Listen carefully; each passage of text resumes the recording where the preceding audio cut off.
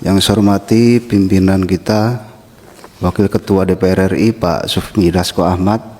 Yang saya hormati pimpinan Komisi 3, rekan-rekan Komisi 3.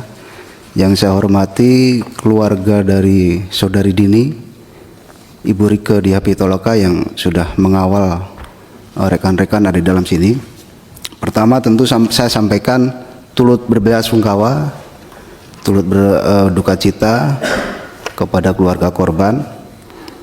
Yang kedua, karena ini adalah anak dari anggota fraksi PKB dan kebetulan saya adalah anggota fraksi PKB, anak dari Bapak Edward Tanur, dan fraksi PKB, Partai PKB tidak akan pernah mentolerir siapapun anggota DPR RI dari Partai PKB sekaligus keluarganya. Kita tidak akan pernah mentolerir dan tidak akan pernah memberikan pelindungan. Itu yang pertama. Bahkan saudara Edward Tanur sebagai orang tuanya sudah dinonaktifkan dari partai, juga sekaligus dinonaktifkan dari fraksi dari DPR RI.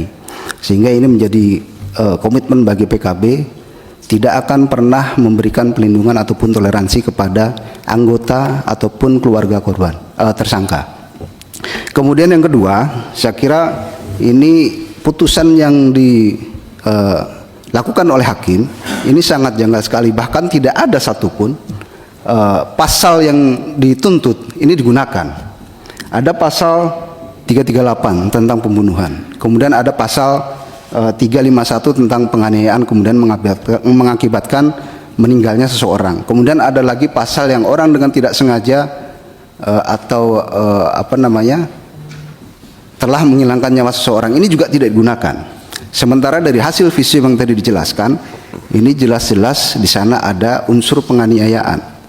Bahkan tadi dari hasil keterangannya, si pelaku ini tidak ada inisiatif untuk membawa korban ke rumah sakit.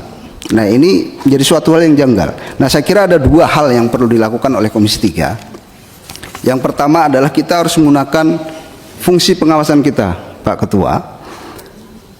Kita harus meminta kepada MA, kepada KY untuk memeriksa hakim yang memberikan putusan bebas kepada tersangka.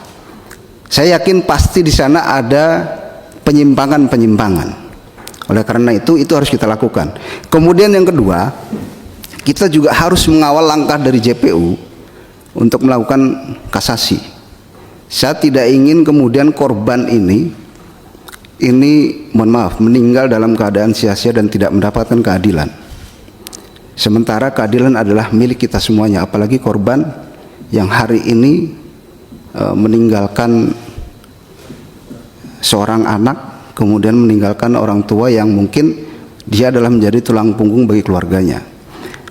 Nah, Ketua, saya kira ini kita harus tegas, Komisi 3, kita panggil MA, kita panggil KY-nya, kita minta untuk periksa hakimnya. Kalau memang di sana terjadi penyimpangan, pecat hakimnya. Kalau memang kemudian ada pelanggaran pidana, pidanakan hakimnya. Ini tegas.